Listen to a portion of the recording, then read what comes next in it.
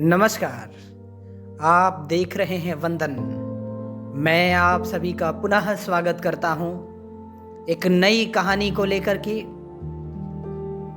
अभी की कहानी है चीफ की दावत। भीष्म साहनी की यह कहानी बहुत बेहतरीन कहानी रचना है। आइए इसका वाचन करते हैं और आप सुने। चीफ की दावत, भीष्म साहनी। आज मिस्टर सामनाथ के घर चीफ की दावत थी। सामनाथ और उनकी धर्मपत्नी को पसीना पोंछने की फुर्सत न थी। पत्नी ड्रेसिंग गाउन पहने, उलझे हुए बालों का जूड़ा बनाए, मुंह पर फैली हुई सुर्खी और पाउडर को मले और मिस्टर सामनाथ सिगरेट पर सिगरेट फूंकते हुए चीजों की फेहरिस्त थात में थामे एक कमरे से दूसरे कमरे में आ जा रहे थे। आखिर 5 बजते बजते तैयारी मुकम्मल होने लगी। कुर्सियाँ, मेज, टिपाइयाँ, नैपकिन, फूल सब बरामदे में पहुंच गए। ड्रिंक का इंतजाम बैठक में कर दिया गया। अब घर का फालतू सामान अलमारियों के पीछे और पलंगों के नीचे छिपाया जाने लगा। तभी सामनाथ के सामने सहसा एक अड़चन खड़ी हो गई। माँ का क्या होगा, इस बात की ओर न उनका और न उनकी कुशल गृहिणी का ध्यान गया था। मिस्टर सामनाथ श्रीमती की ओर घूमकर अंग्रेजी बोले। माँ का क्या होगा? श्रीमती काम करते करते ठहर गईं और थोड़ी देर तक सोचने के बाद बोली, इन्हें पिछवाड़े इनकी सहेली के घर भेज दो, रात भर बेशक वहीं रहें, कल आ जाएं। सामनाथ सिगरेट मुंह में रखे, सिकुड़ी आंखों से श्रीमती की चेहरे की ओर देखते हुए पल भर सोचते रहे। फिर सिर हिलाकर बोले, नहीं, मैं नहीं चाहता कि उस बुढ़िया का आना जाना यहाँ फिर से शुरू हो। पहले ही बड़ी मुश्किल से बंद किया था। माँ से कहें कि जल्दी ही खाना खा के शाम को ही अपनी कोठरी में चली जाएं। मेहमान कहीं 8 बजे आएंगे, इससे पहले ही अपने काम से निबट लें। सुझाव ठीक था, दोनों को पसंद आया। मगर फिर सहसा श्रीमती बोल उठी, जो वह सो गईं और नींद में खर्राटे लेने लगी। तो साथ ही तो बरामदा है जहां लोग खाना खाएंगे, तो इन्हें कह देंगे कि अंदर से दरवाजा बंद कर लें, मैं बाहर से ताला लगा दूंगा। या माँ को कह देता हूँ कि अंदर जाकर सोएं, नहीं बैठी रहें। और क्या, और जो सो गई तो डिनर का क्या मालूम कब तक चले? 11 बजे तक तो तुम ड्रिंक ही करते रहते हो।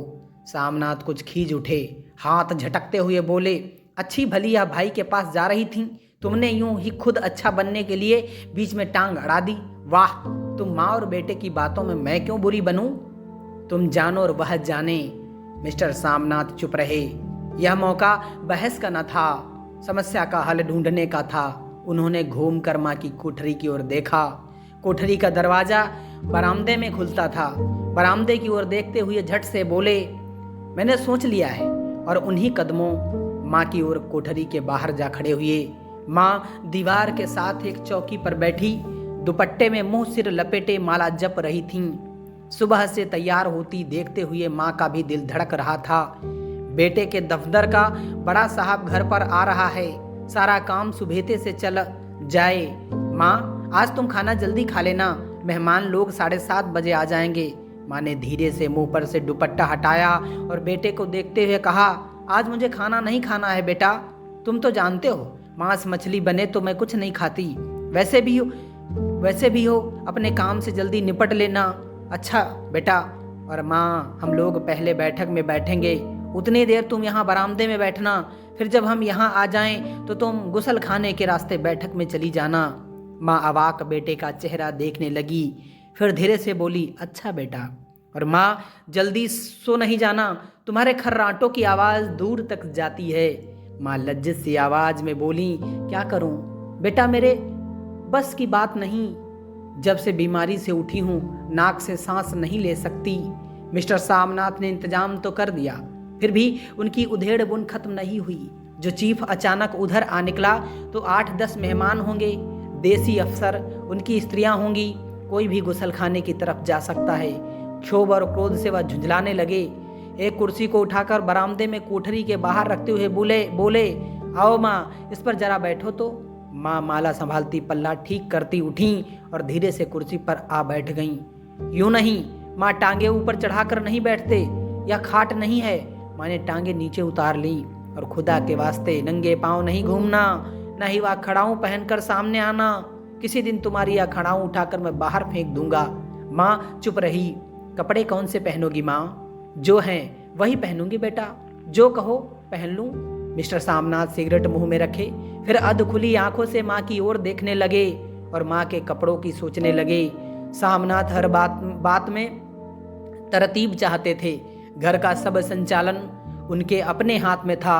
खूटियाँ कमरों में कहाँ लगाई जाएं, बिस्तर कहाँ पर बिछे, किस रंग के पर्दे लगाए जाएं, श्रीमती कौन सी साड़ी पहने, मेज किस साइज की हो। सामनाथ को चिंता थी कि अगर चीफ का साक्षात माँ से हो गया तो कहीं लज्जित नहीं होना पड़े। माँ को सिर से पांव तक देखते हुए बोले, तुम सफ़ेद कमीज और सफ़ेद सलवार पहन लो माँ, पहन के आओ तो जरा देखूं।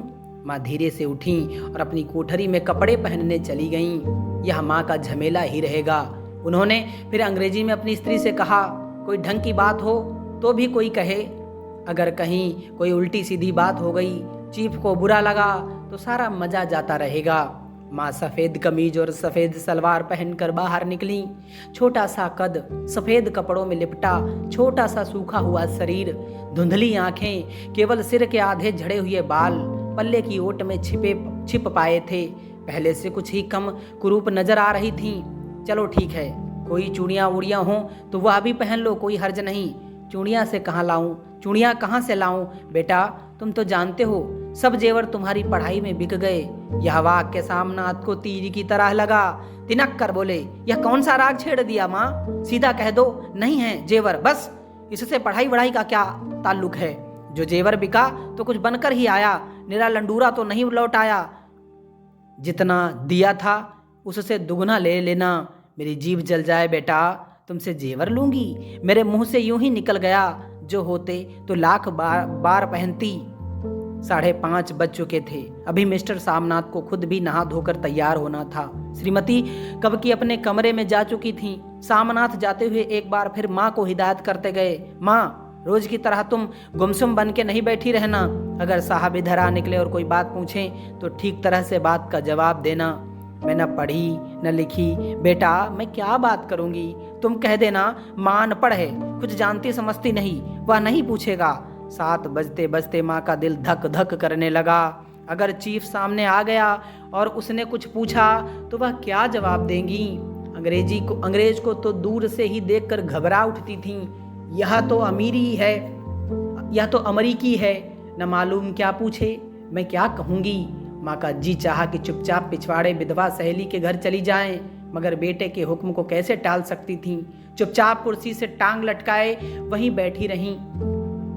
एक कामयाब पार्टी वह है जिसमें ड्रिंक कामयाबी से चल जाएं। सामनाथ की पार्टी सफलता के शिखर चूमने लगी। वार्तालाप उसी रौ में बह रहा था जिस रौ में गिलास भरे जा रहे थे। कहीं कोई रुकावट न थी, कोई अड़चन न थी। साहब को विस्की पसंद आई थी, मेम साहब को पर्दे पसंद आए थे, सोफा कवर का डिजाइन पसंद आया था, कमरे की सजावट पसंद आई थी। इससे बढ़कर क्या चाहिए? साहब तो ड्रिंक के दूसरे दौर में ही चुटकुले और कहानियां कहने लग गए थे। दफ्तर में जितना रोब रखते थे, यहाँ पर उतने ही दोस्त परवर हो रहे थे। और उनकी स्त्री काला गाउन पहने, गले में सफेद मोतियों का हार, सेंट और पाउडर की महक से ओत प्रोत कमरे में बैठी सभी देसी स्त्रियों की आराधना का केंद्र बनी हुई थीं। बात बात पर हंसती, बात बात पर से हिलाती और सामनाथ की स्त्री से तो ऐसे बात कर रही थीं जैसे उनकी पुरानी सहेली हों। और इसी रो में पीते पिलाते 10:30 बज गए। वक्त गुजरते पता ही न चला। आखिर सब लोग अपने अपने गिलासों में से आखिरी घूंट पीकर खाना खाने के लिए उठे और बैठक से बाहर निकले। आगे आगे सामनाथ रास्ता दिखाते हुए, पीछे चीफ और दूसरे मेहमान। बरामदे में पहुंचते ही सामनाथ सहसा ठिठक गए। जो दृश्य उन्होंने देखा उससे उनकी टांगें लड़खड़ा गईं और क्षण भर में सारा नशा हिरन होने लगा। बरामदे में ऐन कोठरी के बाहर माँ अपनी कुर्सी पर ज्यों की त्यों बैठी थीं, मगर दोनों पांव कुर्सी की सीट पर रखे हुए और सिर दाएं से बाएं और बाएं से दाएं झूल रहा था और मुंह से लगातार गहरे खर्राटे की आवाज़ें आ रही थीं। जब सिर कुछ देर के लिए टेढ़ा होकर एक तरफ को थम जाता तो खर्राटे और भी गहरे हो उठते, और फिर जब झटके से नींद टूटती तो सिर फिर दाएं से बाएं झूलने लगता। पल्ला सिर पर से खिसक आया था और माँ के झरे हुए बाल आधे गंजे सिर पर अस्त व्यस्त बिखर रहे थे। देखते ही सामनाथ क्रुद्ध हो उठे। जी चाहा कि माँ को धक्का देकर उठा दें और उन्हें कोठरी में धकेल दें, मगर ऐसा करना संभव न था। चीफ और बाकी मेहमान पास खड़े थे। माँ को देखते ही देसी अफसरों की कुछ स्त्रियां हंस दी कि इतने में चीफ ने धीरे से कहा, पुअर डियर। माँ हड़बड़ा के उठ बैठी। सामने खड़े इतने लोगों को देखकर ऐसी घबराई, कुछ कहते न बना। झट से पल्ला सिर पर रखती हुई खड़ी हो गई और जमीन को देखने लगी। उनके पांव लड़खड़ाने लगे और हाथों की उंगलियां थर थर कांपने लगी। माँ तुम जाके सो जाओ, तुम क्यों इतनी देर तक जाग रही थी? और खिसियाई हुई नजरों से सामनाथ चीफ के मुंह की ओर देखने लगे। चीफ के चेहरे पर मुस्कुराहट थी। वह वहीं खड़े खड़े बोले, नमस्ते। माँ ने झिझकते हुए अपने में सिमटते हुए दोनों हाथ जोड़े, मगर एक हाथ दुपट्टे के अंदर माला को पकड़े हुए था, दूसरा बाहर। ठीक तरह से नमस्ते भी न कर पाई। सामनाथ इस पर भी खिन्न हो उठे। इतने में चीफ ने अपना दायां हाथ मिलाने के लिए माँ के आगे किया। माँ और भी घबरा उठी। माँ हाथ मिलाओ। पर हाथ कैसे मिलाती? दाएं हाथ में तो माला थी। घबराहट में माँ ने बायां हाथ ही साहब के दाएं हाथ में रख दिया। सामनाथ दिल ही दिल में जल उठे। देसी अफसरों की स्त्रियां खिलखिलाकर हंस पड़ी। यूं नहीं माँ, तुम तो जानती हो दायां हाथ मिलाया जाता है, दायां हाथ मिलाओ। मगर तब तक चीफ माँ का बायां हाथ ही बार बार हिलाकर कह रहे थे, हाउ डू यू डू? कहो माँ मैं ठीक हूँ, खैरियत से हूँ। माँ कुछ बड़बड़ाई। माँ कहती, मैं ठीक हूँ। कहो माँ, हाउ डू यू डू? माँ धीरे से सकुचाते हुए बोली, हाउ डू डू? एक बार फिर कहा उठा। वातावरण हल्का होने लगा। साहब ने स्थिति संभाल ली। लोग हंसने चहकने लगे थे। सामनाथ के मन का क्षोभ भी कुछ कम होने लगा था। साहब अपने हाथ में माँ का हाथ अब भी पकड़े हुए थे और माँ सिकुड़ी जा रही थी। साहब के मुंह से शराब की बू आ रही थी। सामनाथ अंग्रेजी में बोले, मेरी माँ गांव की रहने वाली हैं, उम्र भर गांव में रही हैं, इसलिए आपसे लजाती हैं। साहब इस पर खुश नजर आए। बोले, सच मुझे गांव के लोग बहुत पसंद हैं। तब तो तुम्हारी माँ गांव के गीत और नाच भी जानती होंगी। चीफ खुशी से सिर हिलाते हुए माँ को टकटकी बांधे देखने लगे। माँ, साहब कहते हैं कोई गाना सुनाओ, कोई पुराना गीत, तुम्हें तो कितने ही याद होंगे। माँ धीरे से बोली, मैं क्या गाऊंगी बेटा, मैंने कब गाया है? वाह माँ, मेहमान का भी कोई भी टालता है? साहब ने इतना रीझ से कहा है। नहीं गाओगी तो साहब बुरा मानेंगे। मैं क्या गाऊं बेटा, मुझे क्या आता है? वाह, कोई बढ़िया टप्पे सुना दो पत्तर अनारा दे। देसी अफसर और उनकी स्त्रियों ने सुझाव पर तालियां पीटी। माँ कभी दीन दृष्टि से बेटे के चेहरे को देखती, कभी पास खड़ी बहू के चेहरे को। इतने में बेटे ने गंभीर आदेश भरे लिहाज में कहा, माँ। इसके बाद हाँ या ना सवाल ही न उठता था। माँ बैठ गई और क्षीण दुर्बल लरजती आवाज में एक पुराना विवाह गीत गाने लगी। हरियाणी माए हरियाणी भेड़े, हरियाती भागी भरिया है। देसी स्त्रियां खिलखिला के हंस उठी। 3 पंक्तियां गा के माँ चुप हो गई। बरामदा तालियों से गूंज उठा। साहब तालियां पीटना बंद ही न करते थे। सामनाथ की खींच प्रसन्नता और गर्व में बदल उठी थी। माँ ने पार्टी में नया रंग भर दिया था। तालियां थमने पर साहब बोले, पंजाब के गांव की दस्तकारी क्या है? सामनाथ खुशी में झूम रहे थे। बोले, ओ बहुत कुछ साहब, मैं आपको एक सेट उन चीजों का भेंट करूंगा, आप उन्हें देखकर खुश होंगे। मगर साहब ने सिर हिलाकर अंग्रेजी में फिर पूछा, नहीं, मैं दुकानों की चीज नहीं मांगता। पंजाबियों के घरों में क्या बनता है? औरतें खुद क्या बनाती हैं? सामनाथ को सोचते हुए बोले, लड़कियां गुड़ियां बनाती हैं और फुलकारियां बनाती हैं। फुलकारियां क्या? सामनाथ फुलकारी का मतलब समझाने की असफल चेष्टा करने के बाद माँ को बोले, क्यों माँ, कोई फुलकारी घर में है? माँ चुपचाप अंदर गई और अपनी पुरानी फुलकारी उठा लाई। साहब बड़ी रुचि से फुलकारी देखने लगे। पुरानी फुलकारी थी, जगह जगह से उसके तागे टूट रहे थे और कपड़ा फटने लगा था। साहब की रुचि को देखकर सामनाथ बोले, यह फटी हुई है साहब, मैं आपको नई बनवा दूंगा। माँ बना देंगी? क्यों माँ, साहब को फुलकारी बहुत पसंद है, इन्हें ऐसी ही एक फुलकारी बना दोगी ना? माँ चुप रही, फिर डरते डरते धीरे से बोली, अब मेरी नजर कहाँ है बेटा, बूढ़ी आंखें क्या देखेंगी? मगर माँ का वाक्य बीच में ही तोड़ते हुए सामनाथ साहब को बोले, वह जरूर बना देंगी, आप उसे देखकर खुश होंगे।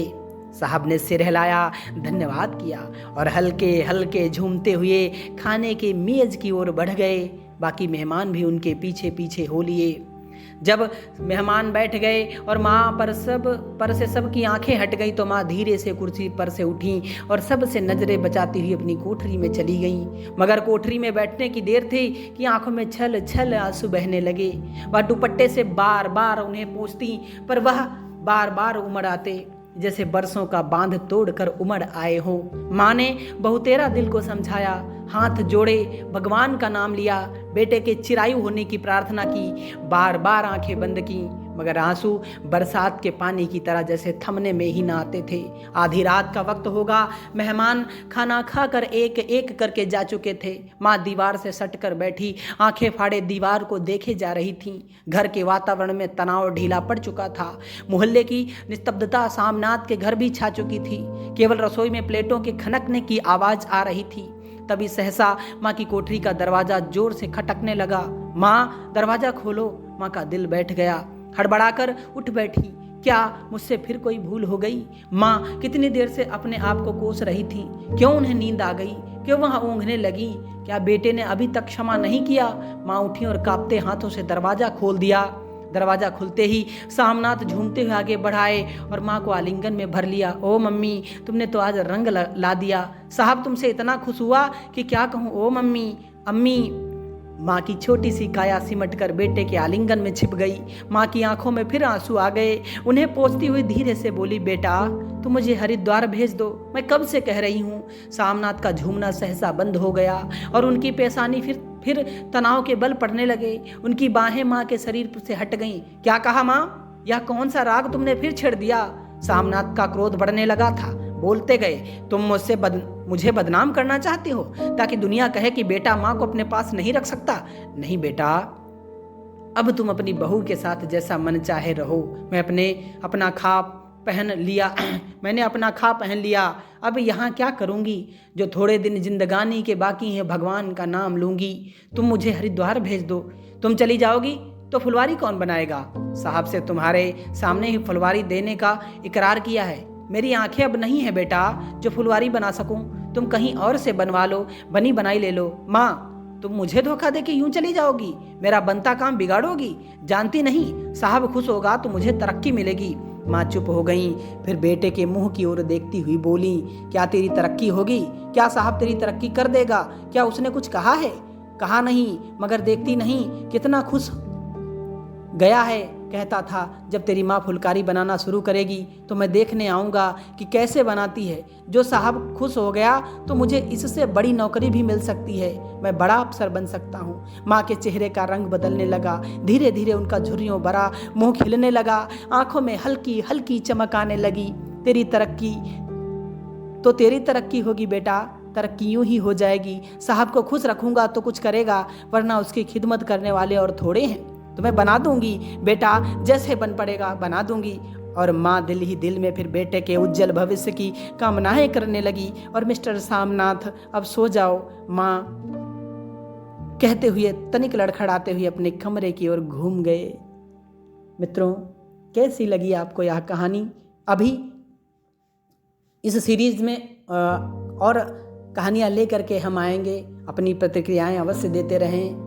आपको यह प्रयास कैसा लग रहा है साझा करते रहें। अगली कहानी तक इंतज़ार करें। तब तक के लिए नमस्कार। आप सभी का समय शुभ हो।